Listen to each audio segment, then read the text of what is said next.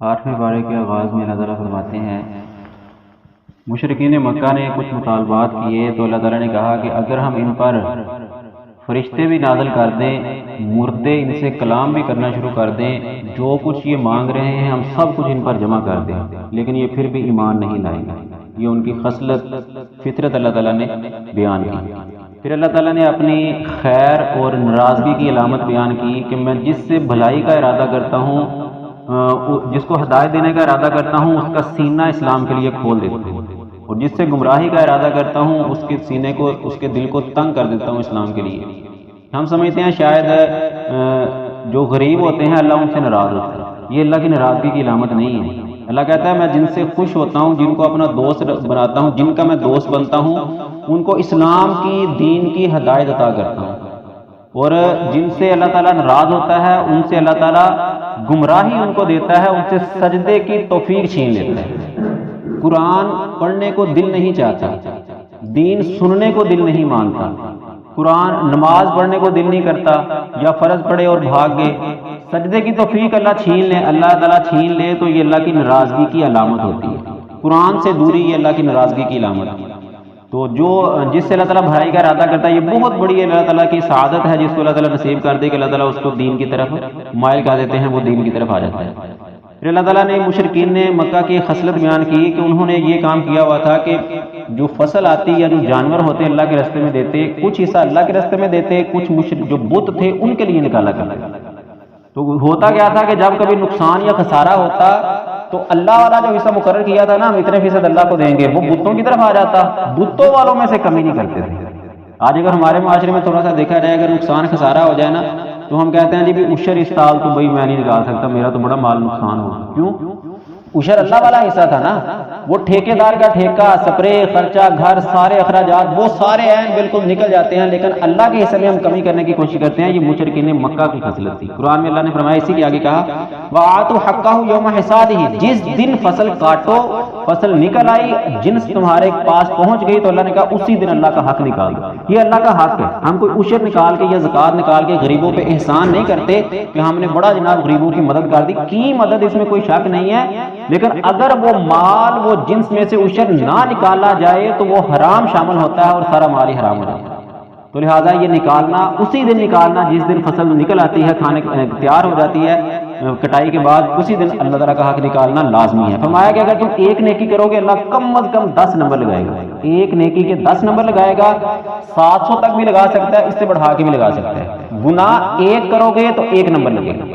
یہ قرآن میں اللہ تعالیٰ نے کہا ہے کہ ایک نیکی کے 10 نمبر، گناہ ایک کرو گے تو 1 نمبر لگے گا۔ وہ بھی گناہ جب کرو گے، دل میں خیال پیدا ہوا گناہ کا تو گناہ لکھا نہیں جائے گا۔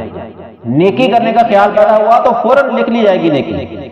اگر نیکی کر لو گے تو پھر 10 سے لے کر 700 تک نمبر لگ سکتے ہیں، اس کا ثواب مل سکتا ہے۔ گناہ خیال پیدا ہوا تو نہیں لکھا جائے گا، اگر گناہ کر دیا تو ایک گناہ لکھا جائے گا، لیکن پھر بھی اگر انسان قیامت والے دن خسارہ پا جائے، نیکی 1 کے بدلے میں 10 اور گناہ 1 کے بدلے میں 1، تو یہ بہت بڑا خسارے کا دھوکہ ہے، تو خسارے کا معاملہ ہے۔ اللہ تعالیٰ کہتے ہیں کہ کوئی جان کسی کا بوجھ نہیں اٹھائے گی، لا تزر وازرۃ وزر اخری۔ کیا ہم کہتے ہیں بھائی وہ کر رہا ہے تو میں کر لوں گا تو کیا حرج ہے، ساری دنیا کر رہی ہے نا تو ہم بھی کر لیں گے تو کیا حرج ہے۔ تو بھائی ساری دنیا کر رہی ہے، جو کر رہا ہے وہ اپنا بوجھ، قرآن میں اللہ نے کہا لا تزر وازرۃ وزر اخری، کوئی جان کسی کا بوجھ نہیں اٹھائے گی، ہر جان اپنے اپنے گناہوں کا خود بوجھ اٹھا کے آئے گی۔ آگے سورۃ الاعراف شروع ہوتی ہے۔ اعراف کا معنی ہوتا ہے دیوار، اونچی بلند جگہ۔ جنت اور جہنم کے درمیان میں ایک دیوار ہے، ہماری دیواروں کی طرح نہیں، بہت بڑی دیوار، چوڑائی لمبائی میں اللہ نے بنائی ہوئی ہے۔ اس کے اوپر کچھ لوگ ہوں گے، آگے ان کا تذکرہ بھی آئے گا۔ اس کے نام پہ اس سورت کا نام ہے سورۃ الاعراف۔ آغاز کے اندر اللہ تعالیٰ نے حروف مقطعات، اس کے بعد کتاب کا نزول ہے، یہ سورۃ بقرہ میں اس کی بات ہو گئی تھی۔ تو آگے کہا کہ ہم نے کچھ بستیوں کے اوپر عذاب بھیجے رات کو اور کچھ کے اوپر بھیجے جو دن کو سوئے ہوئے تھے، یعنی عذاب آنے کا وقت۔ آپ دیکھ لو ترکی کا زلزلہ، ہمارے پاس جو زلزلے کے 7.7 کے جھٹکے لگے تھے، یا اس کے علاوہ سابقہ دیکھ لو، عذاب اکثر یا رات کو آتے ہیں یا دن کے وقت جب لوگ سوئے ہوئے ہوتے ہیں تب عذاب آتے ہیں اللہ کی طرف سے، اور سابقہ قوموں کے اوپر بھی عذاب ایسے ہی آتے تھے۔ پھر فرمایا کہ کامیاب اور ناکام کون ہے، قیامت کے دن جس کے نامہ اعمال نیک اعمال وزنی ہو گئے وہ کامیاب ہے، اور جس کے نامہ اعمال ہلکے ہو گئے وہ خسارے والا گھاٹے والا۔ ہم سمجھتے ہیں دنیا میں کامیابی ہے، اس کی نفی نہیں ہے، لیکن یہ یاد رکھنا کہ دنیا بھی فانی ہے، دنیا کی کامیابی بھی فانی ہے۔ دنیا کی ساری کامیابیاں کو موت سے ضرب دے دو تو زیرو جواب آتا ہے۔ یہ کامیابیاں تب تک ہیں جب تک انسان کی سانسیں چل رہی ہیں، سانسیں بند ہوئی تو کامیابی ختم۔ حقیقی کامیابی اللہ نے قرآن میں فرمایا وہ ہے کہ جب انسان کا نامہ اعمال قیامت والے دن اگر اس کے نیک اعمال وزنی ہو گئے تو وہ کامیاب ہے، جس کے نیک اعمال کم ہوئے، گناہ زیادہ ہو گئے، وہ خسارے والا اور گھاٹے والا۔ پھر اللہ نے کہا ہم نے تمہیں زمین میں جگہ دی، آزاد زمین کا ٹکڑا دیا، تمہیں رزق دیا، لیکن قلیلا ما تشکرون، بہت کم تم اللہ کا شکر ادا کرتے ہو۔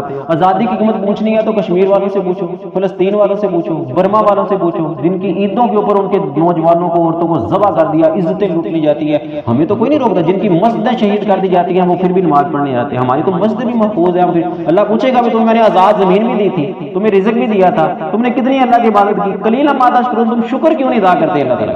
یہ اللہ تعالیٰ پھر کائنات کا، اس کے بعد اس کائنات کا سب سے پہلا جرم جو ہوا تھا کائنات میں وہ اللہ تعالیٰ نے بیان کیا۔ جب اللہ تعالیٰ نے آدم علیہ السلام کو بنایا، فرشتوں کو حکم دیا کہ اس کو سجدہ کرو، تو ابلیس شیطان تھا، جن تھا، لیکن عبادت زیادہ کرتا تھا، تو اس کے باوجود فرشتوں کے ساتھ رہا کرتا تھا۔ اللہ نے کہا سجدہ کرو، اس نے انکار کر دیا۔ اللہ نے کہا بھائی تو نے انکار کیوں کیا؟ اس نے کہا تھا انا خیر منہ، میں اس سے بہتر ہوں۔ اللہ نے کہا کیوں؟ تو نے اس کو مٹی سے پیدا کیا، وہ نیچے ہے، اور مجھے آگ سے پیدا کیا، شعلہ اوپر جاتا ہے، میں کیوں سجدہ کروں؟ تو یہ کائنات کا پہلا جرم تھا، انا خیر منہ، مجھے دیکھنا چاہیے۔ اور ابلیس نے کیا تھا، شیطان نے کیا تھا، کیا میرے اندر یہ تو نہیں ہے انا خیر منہ، میں اس سے بہتر ہوں، لوگوں کو حقیر جاننا۔ صحیح مسلم کی حدیث ہے، نبی صلی اللہ علیہ وسلم نے فرمایا کہ اس کی تکبر کی تعریف کی کہ الکبر باطر الحق وخامۃ الناس، تکبر کسے کہتے ہیں؟ حق بات کو جھٹلا دینا اور لوگوں کو حقیر جاننا، یہ تکبر کی علامت نبی صلی اللہ علیہ وسلم نے بتائی ہے۔ اللہ تعالیٰ ہمیں اسے محفوظ رکھے۔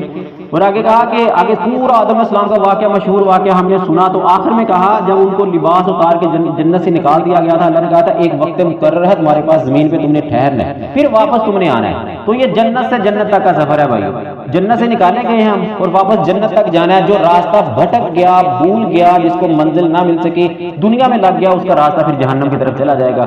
تو یہ جنت سے جنت تک کا راستہ، اللہ نے کہا ہم نے تمہارے لیے لباس اتارا، دو مطلب بتائے، کہا کہ ایک تو وہ تمہارے ستر کو چھپاتا ہے، اور دوسرا تمہارے لیے زینت ہے جو ہم نے پہنا ہوا ہے۔ آگے کہا وَلِبَاسُ التَّقْوَىٰ ذَٰلِكَ خَيْرٌ، اور تقوی والا لباس بھی ایک ہے جو تمہارے لیے سب سے بہتر ہے۔ یہ جو ہمارا لباس ہے نا، یہ ہمارے ہارڈ ویئر کو چھپاتا ہے، ہمارے جسم کو چھپاتا ہے، اور جو تقوی والا لباس ہے وہ سافٹ ویئر کی حفاظت کرتا ہے، اندر دل کے اندر وائرس نہ آئے۔ وہ تقوی، کہا یہ اوپر والا لباس جتنا مرضی اچھا پہن لو، چھپائے گا، اس کا فائدہ ہے، لیکن جب تک تقوی نہیں ہے تمہارے اندر، اللہ کا ڈر نہیں ہے، تو اس لباس کا بھی کوئی فائدہ اللہ کے ہاں نہیں ہے۔ پھر آگے فرمایا کہ فحاشی حرام ہے، ما ظاہر منہا وما باطن، ظاہری فحاشی کرو تب بھی حرام ہے، سرے عام کرو تب بھی حرام ہے، اگر چھپ چھپ آگے کرو تو تب بھی حرام ہے فحاشی۔